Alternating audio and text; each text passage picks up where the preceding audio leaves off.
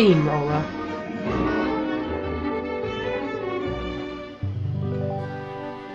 Sir Handel kept slipping between the rails, so they gave him new wheels with broad tyres. The other engines teased him. "Look at his steamroller wheels," they laughed. "You shut up," Sir Handel snorted.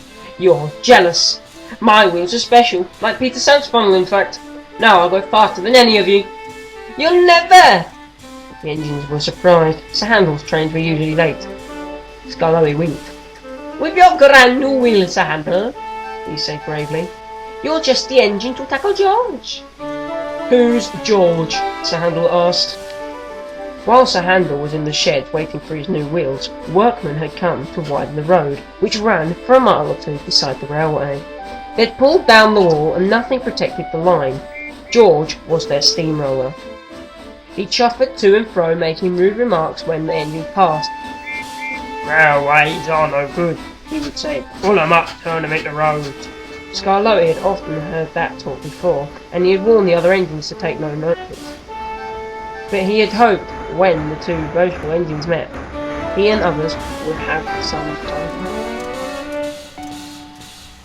"Don't worry anymore," said Sir Handel importantly when they told him about George.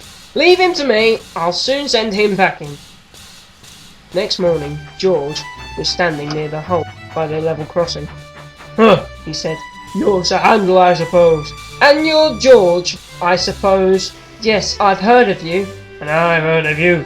You swank around with your steamroller wheels, pretending to be as good as me." "Actually," said Sir Handel sweetly, "I'm better. Goodbye." He puffed away.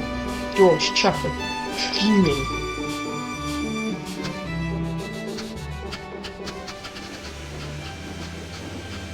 One afternoon, Sir Handel had to bring a special load down after the last train was gone.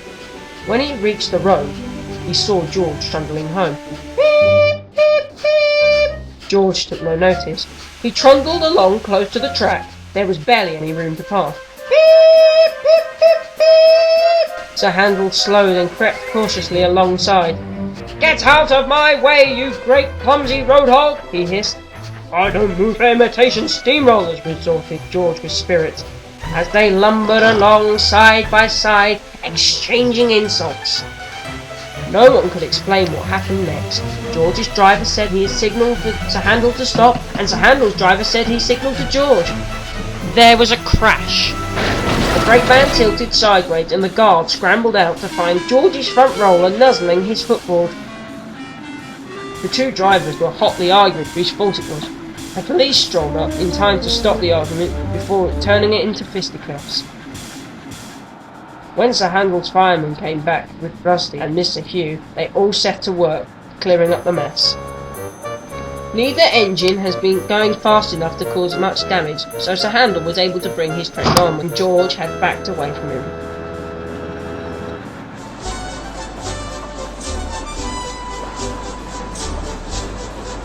Next day, the workmen put up a fence between the road and the railway, then went away, taking George with them.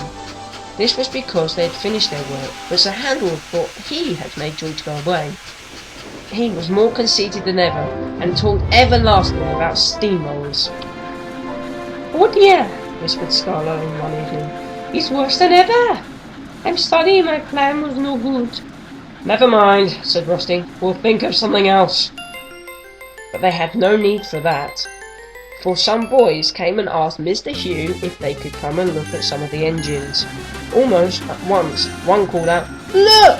Here's Sir Handel! He raced the steamroller last week. The roller nearly beat him too.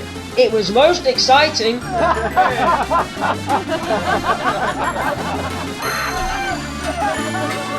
Sir Handel never mentions steamrollers now.